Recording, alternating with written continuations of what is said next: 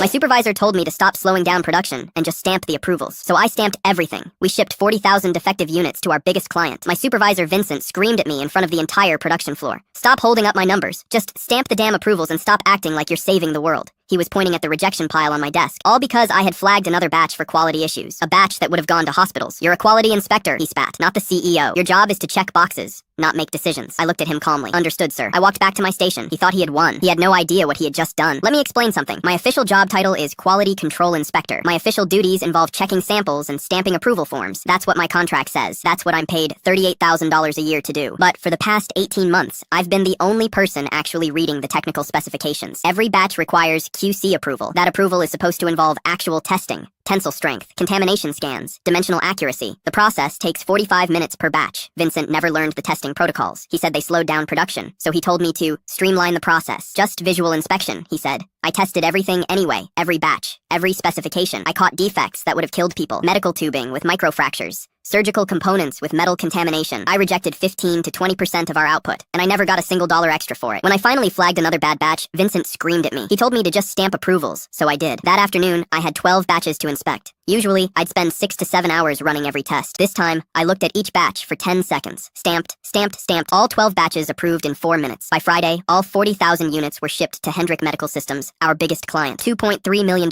order. Vincent's biggest win of the quarter. Monday, Vincent called. Quality issue. I didn't answer. Tuesday, the emails started. The client ran their incoming tests. Catastrophic failure rates. Microfractures in 60% of units. Contamination in 25%. They rejected the entire shipment. All 40,000 units. They threatened to terminate our contract. We were their sole supplier. They were 40% of our revenue. Wednesday morning, the owner's car was in the parking lot. Conference room lights were on. I sat at my station and began inspecting properly. 45 minutes later, Vincent appeared with the owner. My office, now. Vincent immediately started. He's the one who approved those batches. This is his fault. The owner looked at me. Is this true? I pulled out my inspection logs. Sir, I have records of every batch for 18 months. Every test performed, every rejection documented. I set the logbook on the table. Last week, Vincent ordered me in front of 30 workers to stop slowing down production and just stamp approvals. I was following his direct instructions. The owner looked at Vincent. You ordered him to skip testing? Vincent stammered. I told him to be more efficient. You told him to stamp approvals without testing. The owner opened his laptop. Your rejection rate dropped from 18% to 0 in a single day. For 18 months, you averaged 6 hours per inspection day. Last week, 12 batches in 4 minutes total. He turned to Vincent. You've been pressuring him to skip safety testing for months. Vincent's face went white. I was trying to meet production targets by shipping defective medical equipment. We just lost our biggest client because you cared more about your bonus than patient safety. Vincent, you're terminated. Effective immediately. Vincent started to protest. We're facing a $2.3 million loss and regulatory investigation because you never learned what quality control means. This conversation is over. Vincent was escorted out. The owner turned to me. Can you document everything in those rejected batches for the FDA? Yes, sir. I'll start immediately. And we need to discuss your new role as quality control manager.